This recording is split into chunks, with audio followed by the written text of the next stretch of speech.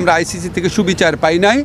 Final এবং চূড়ান্ত সিদ্ধান্ত, ভারতে বিশ্বকাপ খেলতে যাচ্ছে না বাংলাদেশ, এটাই ফাইনাল। ক্রীড়া উপদেষ্টা আসিফ নজরুলের স্পষ্ট বার্তা, যে দেশ মুস্তাফিজুর রহমানকে নিরাপত্তা দিতে পারে না সেই দেশ বাংলাদেশকে কিভাবে নিরাপত্তা দিবে। তাই ভারতে বিশ্বকাপ খেলতে যাবে না বাংলাদেশ, ভারতকে রীতিমতো না। ভারতের কাছে আর কখনো মাথা নত করবে না বাংলাদেশ, এখন থেকে আর দাসত্ব নয়। টি-20 বিশ্বকাপ দিয়েই শুরু, ভারতে আমরা যাচ্ছি না। ক্রিকেটার এবং বাংলাদেশ ক্রিকেট বোর্ডের সঙ্গে বৈঠক শেষে আসিফ নজরুল বলেন, ভারতে বিশ্বকাপ খেলতে না যাওয়া সরকারের সিদ্ধান্ত, সেখানে ক্রিকেটারদের নিরাপত্তা শঙ্কা রয়েছে, যেটা ক্রিকেটারদের জানার কথা নয়।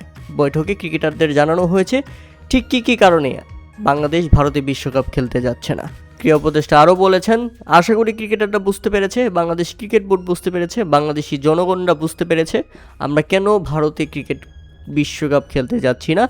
এই সিদ্ধান্তই চূড়ান্ত। আমরা বিশ্বকাপ খেলতে রাজি, এখনও সুযোগ আসলে আমরা ভারত বাদে যে কোনো দেশে বিশ্বকাপ খেলতে প্রস্তুত। আমরা সবাই বিশ্বকাপ খেলতে চেয়েছি, যেহেতু তারা কষ্ট করে এটা অর্জন করেছে, কিন্তু আমাদের নিরাপত্তা সবচেয়ে বড়, দেশের সম্মানটা সবচেয়ে বড়। আমাদেরকে পদে পদে ছোট এবং অপমান করা হয়েছে এই বিশ্বকাপ নিয়ে, আমরা এই বিশ্বকাপ খেলছি না। তবে এখনও আশা ছাড়ি নাই, আইসিসি আমাদের অবস্থান নিয়ে বিবেচনা করবে এবং শ্রীলঙ্কায় খেলার সুযোগ করে দিবে আশা করি। তবে আইসিসি গতকাল যেটা করেছে সেটা আমাদের সাথে অন্যায় হয়েছে। আইসিসি সুবিচার করেনি, বাংলাদেশ ক্রিকেটের দিকে তাকায়নি, বাংলাদেশ ক্রিকেট সমর্থকদের দিকে তাকায়নি।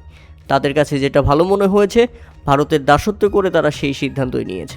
প্রিয় দর্শক, বাংলাদেশের এই সিদ্ধান্তকে আপনারা কীভাবে দেখছেন তা অবশ্যই আমাদের কমেন্ট করে জানাবেন।